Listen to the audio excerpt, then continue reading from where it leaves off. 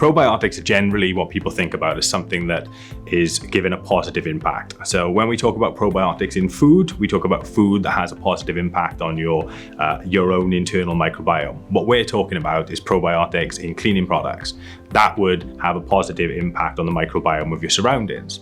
So where historically people have used some quite harsh chemistries or incrementally higher levels of chemistries to obtain a really high quality cleaning finish on surfaces, we replace an awful lot of that chemistry with microorganisms, the same microorganisms or same type of microorganisms you'd find in those food products, and then they defer a positive influence on the environment that we use them. They are giving you a longer clean, they're giving you a deeper quality clean, and they're getting into places that surface chemistry just ordinarily wouldn't.